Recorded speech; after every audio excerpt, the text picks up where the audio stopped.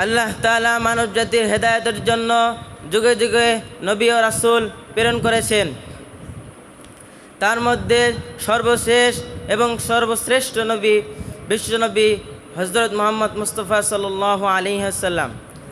তার উপরেই অবতীর্ণ হয় আসমানি শ্রেষ্ঠ গ্রন্থ আল কোরআন, যাতে রয়েছে মানব জাতির পূর্ণাঙ্গ জীবন বিধান।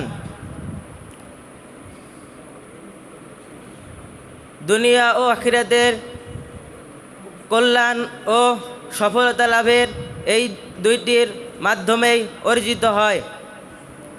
চিরস্থায়ী মুক্তি ও সফলতা লাভের দ্বীনি ইলমের বিকল্প নেই। তাই আসুন কোরআন সুন্নাহের কোরআন সুন্নাহের দ্বীনি ইলমের সম্পর্কে সামান্য কিছু জেনে নেই। মহাগ্রন্থ আল কোরআনে তিনি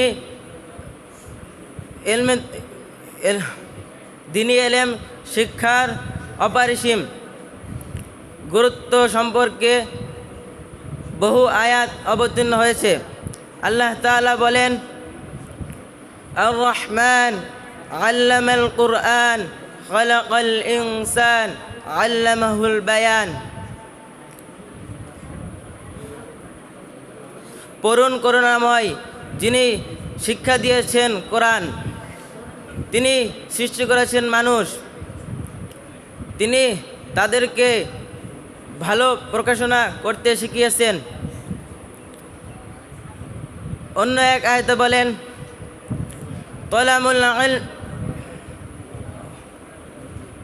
ইকরা বিসমি রাব্বিকাল্লাযী খালাক।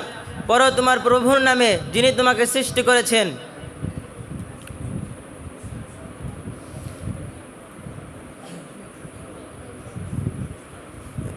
অন্য এক আয়াতে বলেন,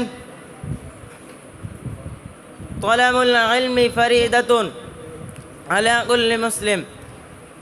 প্রত্যেক নর নারী পুরুষের ওপর ইলমে দ্বীন শিক্ষা করা ফরজ। সম্মানিত উপস্থিতি,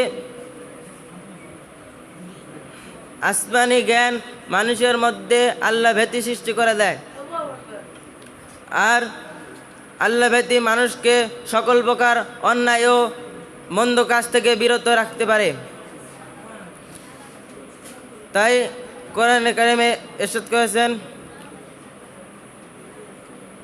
ইন্নামা ইয়াখশাল্লাহু মিন ইবাদিহিল উলামা।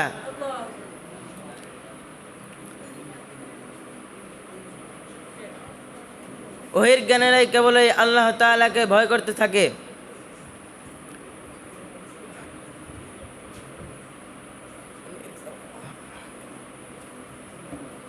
এ কারণে আলেমগণেরাই ভালো মন্দ হক বাতিলের মাঝে পার্থক্য করতে পারে। অন্য এক আয়াতে বলেন,